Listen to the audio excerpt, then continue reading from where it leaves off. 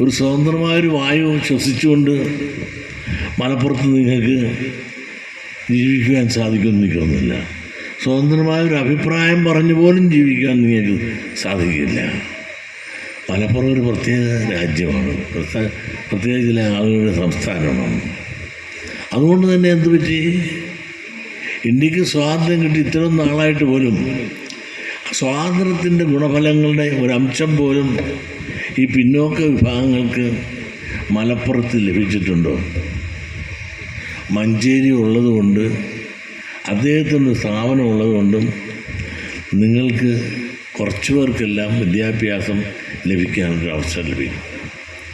ഇവിടെ നിങ്ങളൊന്ന് ആലോചിച്ച് നോക്കും, നമുക്കെന്ത് നിങ്ങൾക്ക് പഠിക്കാൻ അല്ലെ പഠിപ്പിക്കുവാൻ മലപ്പുറത്ത് എവിടെയുണ്ട്? ഒരു കുട്ടിപ്പള്ളിക്കൂടം പോലും തരുന്നുണ്ടോ? ഇവിടെ പല ഭരണകൂടങ്ങളും വന്നു പോയി. ഈ വന്നവനും പോയതിനും എല്ലാം തന്നെ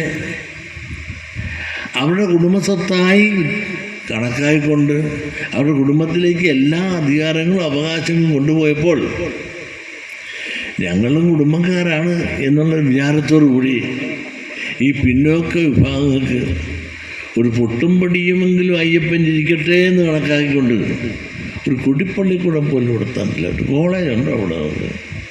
ഒരു ഹയർ സെക്കൻഡറി സ്കൂളുണ്ടോ? എന്തുണ്ട് മലപ്പുറത്ത്? നമുക്ക് തൊഴിലുറപ്പുണ്ടായിരിക്കണം, അതിലൊക്കെ നമുക്ക് വളരെ പ്രാതിനിധ്യമുണ്ട്. ബാക്കി എന്തിനാണ് നമുക്ക് പ്രാതിനിധ്യം? എല്ലാവർക്കും വോട്ട് കൊടുക്കാൻ മാത്രം വിധിക്കപ്പെട്ടവരാണ്. വോട്ട് കുത്തി യന്ത്രങ്ങൾ ഓട്ടോ പിടിക്കാൻ നേരത്തെ എല്ലാം വന്ന് ചേച്ചി പെങ്ങളെ അളിയ പൊന്നെ കരളെ കട്ടണ്ടി എന്നൊക്കെ പറഞ്ഞെല്ലാം വരും. അതും മേടിച്ച് ഓട്ടം മേടിച്ചുകൊണ്ട് പോയാൽ നമ്മൾ ആരും ആലുവ മണത്തോളം വെച്ച് കണ്ടതായി ഭാവിക്കാറില്ല, ഒന്നും തരാറില്ല, കിട്ടാറില്ല. കാരണം നമ്മൾ തന്നെയല്ലേ, നമ്മുടെ തന്നെയാണ് കുറ്റം. മറ്റുള്ളവരെ സംഘടിച്ച് വോട്ട് ബാങ്കായി നിന്നുകൊണ്ട് അവരധികാരങ്ങൾ പിടിച്ചിറക്കിയപ്പോൾ നമുക്കെന്തേ സംഘടിക്കാൻ സാധിക്കാതെ പോയി? നമുക്കും സംഘടിച്ച് വോട്ട് ബാങ്കായി നിന്നിരുന്നുവെങ്കിൽ നമുക്കും ഇതെല്ലാം നേടാൻ സാധിച്ചേനെ. നമ്മളെല്ലാം വിഘടിച്ച് നിൽക്കുന്നു.